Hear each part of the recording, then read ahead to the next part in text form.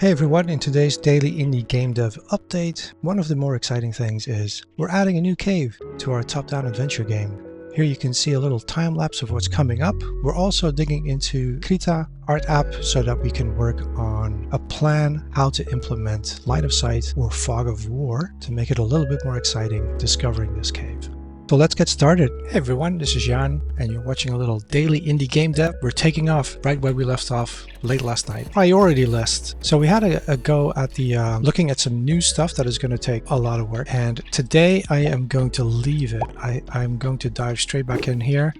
We've got another set of dialogue that needs to be culled. All the branching dialogue needs to go out and we need to streamline it so that we can have this one ready to go. A fetch quest finished. That is all the stuff, all of it.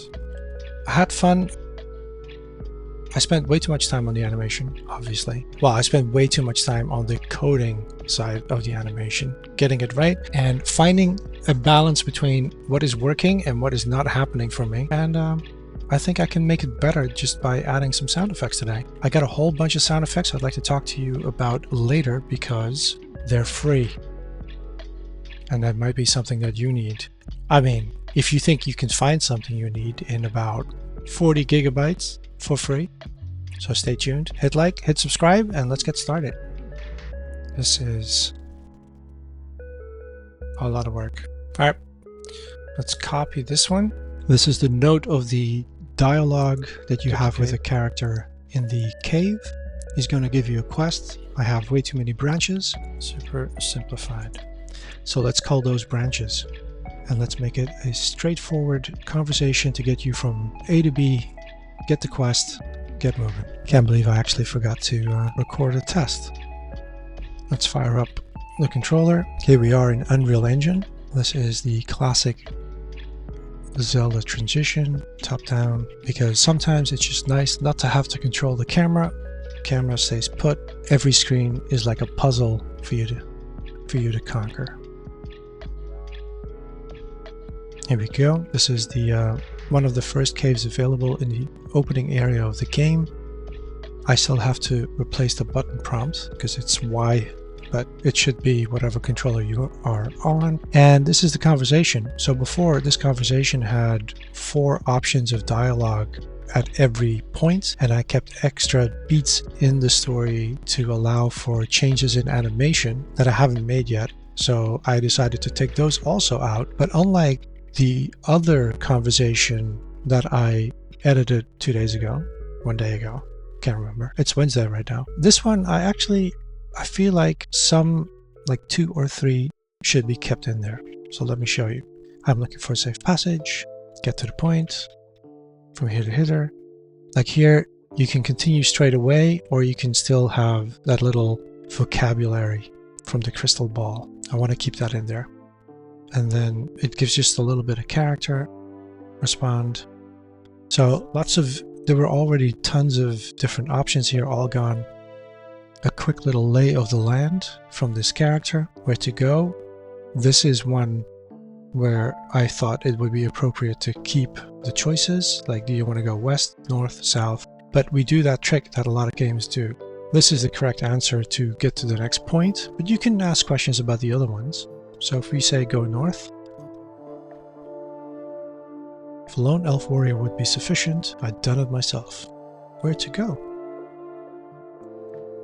I went about this the long way around. I made very elaborate conversations, and yeah, I spent like a good 2 weeks. But I do feel like that exercise was just a learning exercise to just get to some flow. And it was a first draft. So the first draft 2 weeks, and then 1 to 2 days editing it and slimming it down and understanding why this is better. You know, there are some things people just can't explain to you. You're just gonna have to trip up on your own 2 feet yourself. And that's what I did here. So I keep 2 vocabulary, got nothing. I changed the wording of some. I feel like it just, improved the writing just a little bit, even though it's a simple story. A stove picks up a dial-up modem. There is a cave across the water. Quest received. The beat. The main story beat you have to get to as quickly as possible. Now, I still keep the updated conversation, so if you go back, he remembers.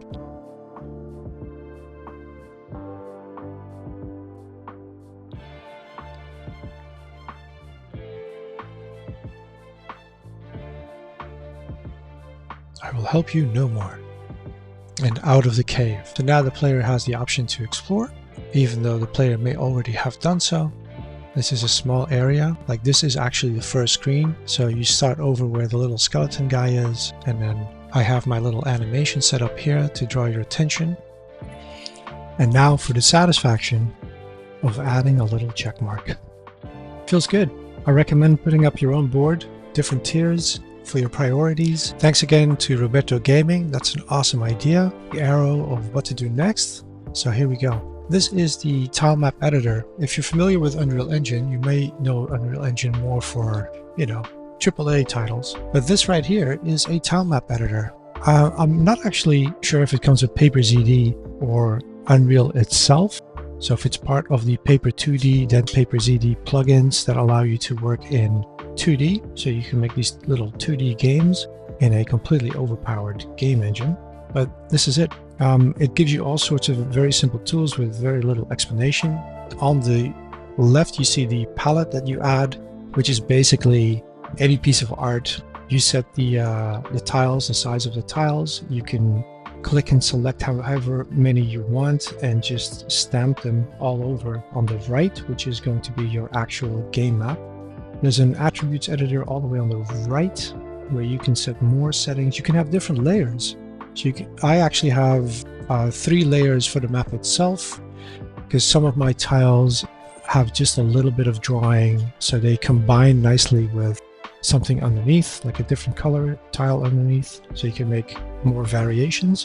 But you can also set opacity. There's one layer I actually use with crude crosses. There it is, you can see it right now, and that is really so I can see the camera rooms, so I have a better idea where exactly I am on the tile map, where it's going to be in the game.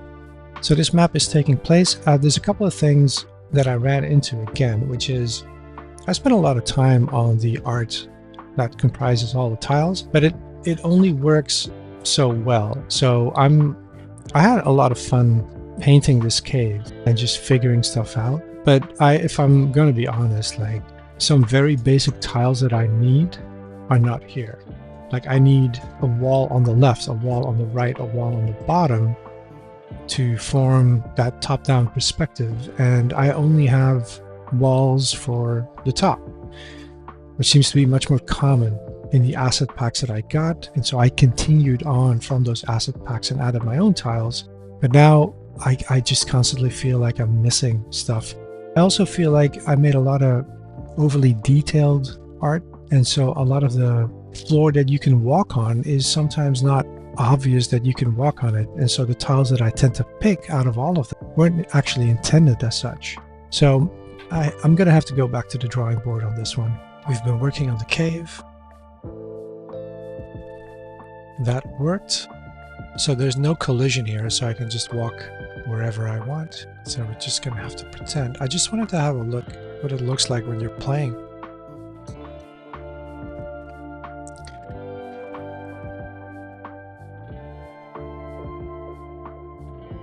I think when I drop on some shadows, this is gonna look a lot better. But I'm really, I don't know what just happened. What just happened?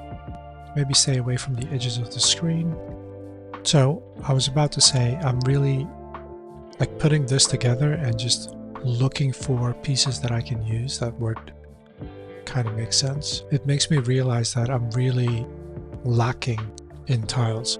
Despite all the tiles I have and the amount of time that I took making all this, this is it's all very frontal, like you're looking at it. And there's no walls for the side. Like you can't look at this wall, it's just straight down, which is fine. It's just not what I need in this moment. Things to do. Some light and shadow, some very basic collision to see if we have to fix the camera or not. And yeah, that should do for now. Oh, the fog of war to hide areas of underground rooms. Just to wrap things up for me, now it's time for the low prio, like having a little bit of fun. This should really be over here. Another day, pretty productive. We got another NPC conversation cut down, but we had that idea for a fog of war here.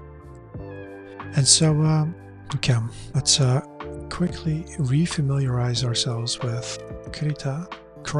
We have paint layer. So now you're up here and you should be able to maybe see this.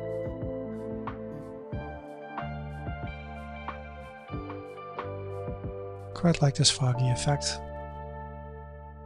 Let's go back to black here for a second. Do this one. Can I change the order? Why is this hard? Mouse. Oh, it's invisible. So you're standing over here. So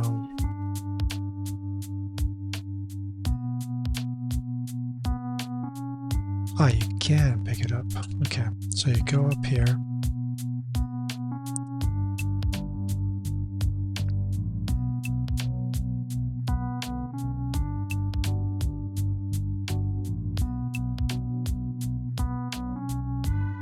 So you walk in, you clear the first area, the fog recedes, recedes, recedes. That's kind of how I imagine it, and that's how you reveal. I mean, it's a simple thing. You only see it happen once, I guess, unless the fog comes back. And we work in a system with light, like either a torch or you have to light candles, which could be fun. Or could actually be pretty cool. I'm also thinking that the fog should be pixel, of course. Maybe those rasterized pixel shading that they're so fond of on the Mega Drive or Genesis. That could work.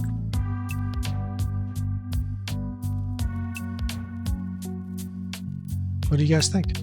Good idea? Bad idea? I think this might work. Let me hit save. What is this? As I pointed out at the start of the video, there is an entire library of sounds for you to download for free. I came across this on, I think, Blue Sky or Twitter X, because I was actually looking for a particular pack on itch.io that is also free, but I couldn't find that one, and it's somewhere in my notes. I'll come across it tomorrow, I'm sure. Sonis, right over here, .com/GameAudioGDC, which is the Game Developer Conference. We are going to a game developer convention here in Manila on Friday, so I hope to report on that. And this is, of course, the very big, famous one. I think it's in San Francisco. 10 years of GDC bundles for you to download. I ran out of hard drive space, like, immediately. I got one for 10 gigs, I got one for 40 gigs, so that's 2 of them, and there's 10 of them. A lot of them are like 50 gigs or more. Royalty free forever. Let me very quickly dig in. And that's just one example, but let's see. Cool Python, Desert Eagle. Let's go. That is not an actual eagle. Mechanical wave sound effects pack. Metallic bell.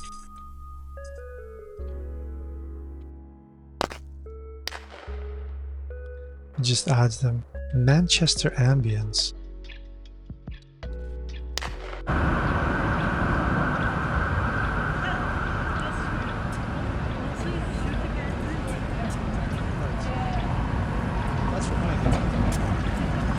But maybe for yours. And there's loads. I mean, there's so much. This is just one of the big packs. There's cars, there's guns. Symphony of Steel.